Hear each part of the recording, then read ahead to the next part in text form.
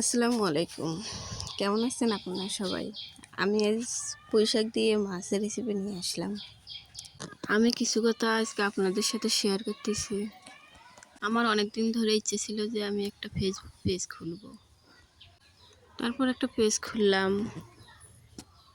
Page খোলার পর ভাবলাম কি ভিডিও দেব, কি ভিডিও বানাবো, কিভাবে কি করব কিছুই বুঝতে পারতেছিলাম না। তারপর ফেসবুক পেজে সবার ভিডিও ঘাটাঘাটি করলাম, দেখলাম সবাই দৈনন্দিন কাজের ভিডিও দিচ্ছে, যা যা পারতেছে তাই দিচ্ছে। তারপর আমি ভাবলাম যে আমি কি ভিডিও দেব। তারপর অনেক ভাবা চিন্তার পর রান্নার ভিডিও আমার চুজ করলাম। ভাবলাম প্রতিদিনই তো রান্নাবান্না করতে হয়, তো একটু রান্নাবান্না ভিডিও করে শেয়ার করলাম। তারপর যদিও ভিডিও করলাম ভয় দিতে পারতাম না, বলি একটা হয় একটা। তারপর ভয়েজের গলাও তো অত সুন্দর না। তারপর কি করি, পরে একটু করে রান্না করি আর একটু করে ভয়েস দেওয়ার চেষ্টা করি। যাই হোক আস্তে আস্তে একটু পেরে উঠলাম।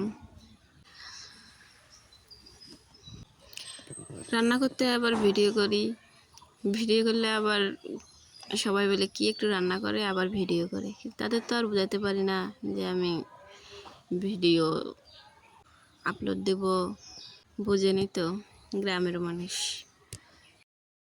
এরকম করতে করতে অনেক দিন আর পেজে আসা হলো না, ইচ্ছে করে আসেনি, ভালো লাগে না। এভাবে গেল কয়েক মাস, পরে আবার পেজ ওপেন করলাম, আবার কাজ করতেছি। এখন যদিও একটু বুঝতেছি, বাট ফলোয়ার ভিউ কিছুই পাচ্ছি না।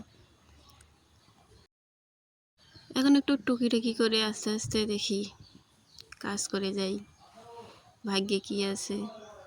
যদি ভাগ্যে সফলার মতো কিছু থাকে তো হব, কারণ মানুষ তো কিছু একটা শুরু করে আশা নিয়েই।